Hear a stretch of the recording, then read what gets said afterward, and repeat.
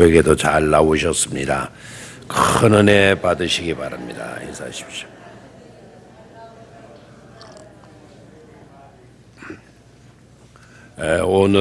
오늘은 화요일 새벽입니다. 지난 주일날 우리 주님께서 제자들과 함께 예루살렘 성에 입성을 하셨습니다. 거기에 모였던 수많은 무리들, 그들은 이 세상에 가장 근세 있는 그런 왕으로서의 입성을 기대하고 호산나, 호산나 외쳤습니다. 그러나 주님은 만왕의 왕으로서 인류의 구원을 완성하시기 위해서 입성을 하셨습니다. 즉 속죄, 제물이 되시기 위해서였습니다. 우리에게 있어서 예수님은 누구이십니까? 왜 예수님은 입성하십니까? 그것에 대한 신앙 고백이 이번 고난 주간을 통해서도 분명히 되어져야 되겠습니다. 예수님은 우리의 경제적인 어떤 문제, 정치적인 그와 같은 문제만을 해결하시기 위해서 오신 분이 아니시다. 예수님은 우리 죄를 사하시고 구속하시기 위해서 이 땅에 오셨고, 또한 우리의 구원을 완성하시기 위해서 겸손히 나귀를 타시고 예루살렘 입성을 하셨음을 고백할 수 있어야 되겠습니다. 어저께는 월요일 아침이었습니다. 월요일 날은 열매 맺지 않은 무화과 나무를 저주하셔요. 성전으로 들어가시면서. 그리고 성전 안에 들어가셔서는 성전 청결 운동을 일으키셔요. 강도의 구렬도 만들어 버렸다고 화를 내시면서 성전을 깨끗이 하는 일을 하셨습니다. 무화과 나무 저주하신 사건에서는 그 문장 자체 문화적인 어떤 그런 갭 때문에 우리가 제대로 이해하지 못하는 경우가 들어있지만, 그 무화과 나무를 저주하신 것에 대한 핵심적인 주제는, 메시지는 겉은 그토록 화려하고 무성한데 내실이 없는, 전혀 열매 하나 맺지 못하는 유대인들의 삶을 질책하신 것이었습니다. 그냥 서 있는 나무 하나 저주한 것이 아니죠. 그 무화과 나무, 잎이 무성한 무화과 나무는 바로 유대인들의 지금의 삶을 가리킨 것이었고, 그리고 저주를 받았다라는 그거는 열매를 기대했지만 열매 없는 그와 같은 것을 예수님께서 심판하신 것입니다. 우리는 생각해 봐야 합니다. 그렇다면 우리의 신앙에 있어서 중요한 건 바로 뭐냐? 신앙의 어떤 경력, 캐리어는 화려한데 과연 열매는 얼마나 되는지, 내실은 얼마나 튼튼한지 스스로 진지하게 진솔하게 점검해 보아야 할 것입니다. 네 가지 유형의 사람을 생각할 수 있겠죠. 겉은 화려한데 속은 없는, 내실은 부실한 사람. 두 번째는 겉은 형편없는데 그런데 들어가 보니 알찬 사람, 속은 알찬 사람. 세 번째는 겉도 화려하고 속도 가득 찬 그런 사람. 그리고 마지막은 겉도 형편없고 속도 형편없는 그런 사람이 있을 것입니다. 우리가 그렇다면 되어야 할 삶은 어떤 삶일까요? 비록 우리의 신앙의 경력은 형편없을지라도 내실이 있는 그런 삶을 살든지 아니면 가장 이상적인, 그것도 좋고 열매도 풍성한 그런 삶이 되어야 한다는 것을 잊지 말아야 되겠습니다. 성전 청결 사건에서도 우리는 주님께서 우리에게 보여주시는 메시지를 들을 수 있어야 돼요. 성전 청결 사건에서는 우리는 하나님의 성전인 것이 이곳만 아니다. 우리 마음도 성전일진데, 그렇다면 우리의 마음인 성전에도 온갖 잡다한 물질적인 탐욕에 매여서 하나님에게는 무관심하고, 그리고 하나님도 안 보이고 하나님도 생각지도 못하는 그런 삶을 절대로 살아서는 안 된다는 것입니다. 우리가 지금 하나님의 집에 나와 있지만 우리 마음인 성전에는 돈을 위한 자리는 있을는지 몰라요. 세상적인 것들을 위한 공간은 마련해 두었는지 몰라요.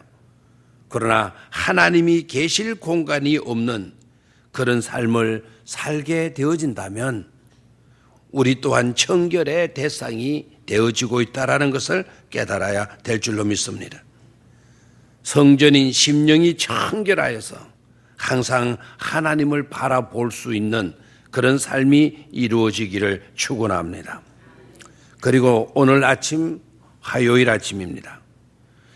십자가를 향하여 가시는 주님, 그 주님의 마지막 일주일은 인류의 가장 위대한 그와 같은 날이기도 하고 여러분과 저의 삶 가운데 가장 중요한 한 주이기도 합니다. 그래서 오늘은 예수님께서 걸으셨던 그 십자가의 그 시간을, 또한 그 길을 함께 걷는 동행을 통해서 은혜를 받는 이 새벽이 되시기를 축원합니다. 오늘은 우리 주님께서 하루 종일 성전에 들어가셔서 성전에서 지내셔요.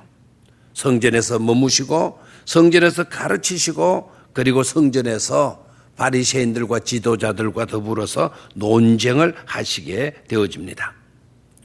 크게 두 가지 두드러진 사건을 볼 수가 있어요. 첫 번째는요, 논쟁과 그리고 이어서 말씀을 가르치시는 주님의 모습, 우리가 볼 수가 있습니다. 두 번째로는 오늘 새벽에 읽었던 본문 말씀처럼 동전 두 닙을 흠금게 넣으시는 한 가부의 모습, 그 모습을 보시면서 말씀하신 사건입니다. 자, 그렇다면 첫 번째 사건, 논쟁과 말씀을 가르치신 사건이 되어지는데, 이야기 속에서는 두 비유가 나오고 있습니다.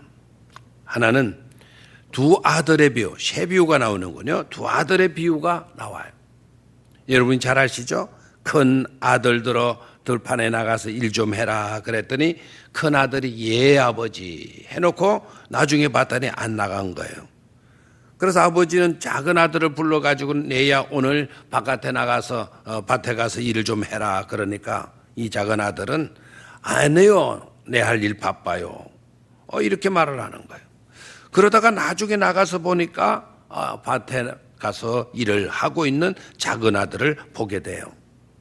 이 비유에서도 여러분 메시지는 뭔가 하니까 예 해놓고 일하지 아니하는 큰 아들은 유대인들을 말하는 것이고, 그리고 아니요라고 해놓고는 밭에 나가서 회개하고 일을 한 아들은 바로 이방인이고 죄인들을 가리키는 겁니다. 유대인들은 예 해놓고 안 가요. 작은 아들은 아니요라고 해놓고 잘못된 것을 회개하고 뉘우치고 돌아와서 하나님의 뜻을 따라요.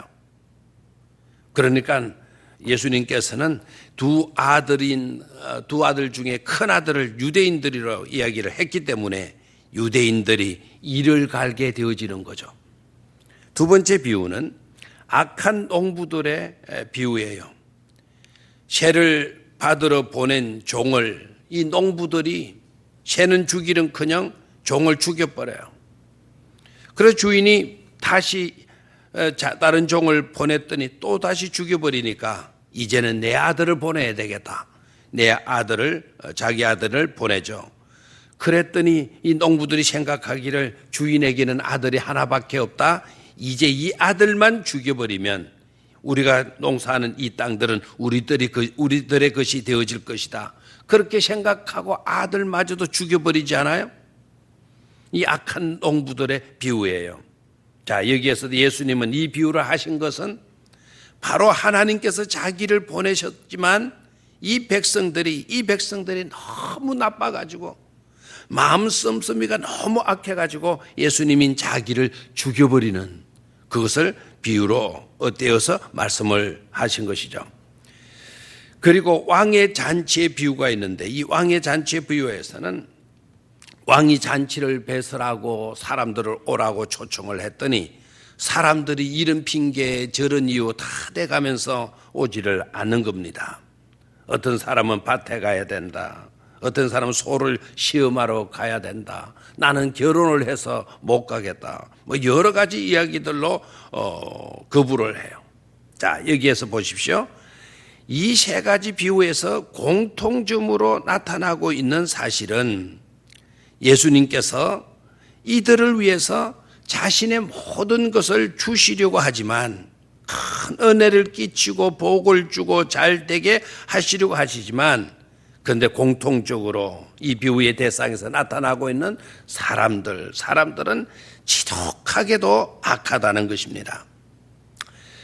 즉 한마디로 주님께서 말씀하시고자 하시는 것은 너희 마음이 참 못됐다라는 거예요. 못됐다. 그걸 질책하고요. 그걸 지적하고 있는 것입니다. 그것뿐만 아니라 바리새인들이 찾아와서 예수님과 시비를 겁니다. 세금은 누구에게 내야 되느냐? 부활이 있냐 진짜? 부활이 있냐? 가장 중요한 계명 중에 가장 중요한 계명은 무엇이라고 생각하느냐? 아주 중요한 질문이에요.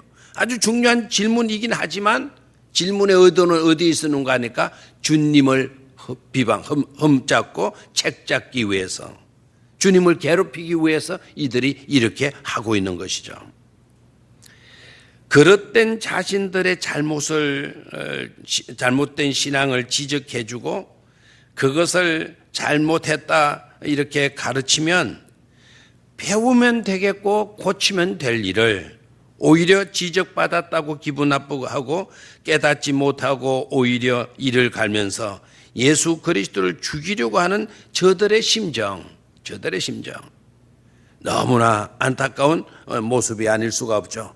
예수님께서는 그들을 향해서 질책을 하는 겁니다. 외식하는 자들아, 이 외식하는 자들아, 화 있을진저. 무려 7번이나 그들의 외식함과 잘못된 것들을 지적을 하고 질책을 하시는 것을 보게 돼요. 아주 심보가 나쁜 사람이다 너네들은. 그렇기 때문에 마음 씀씀이를 바르게 해라. 그리고 겸손한 마음을 좀 받아서 너희들이 잘났다고 하는 안다고 하는 그와 같은 것 때문에 항상 말씀을 배척하고 있지 않냐. 그걸 회개하도록 해라.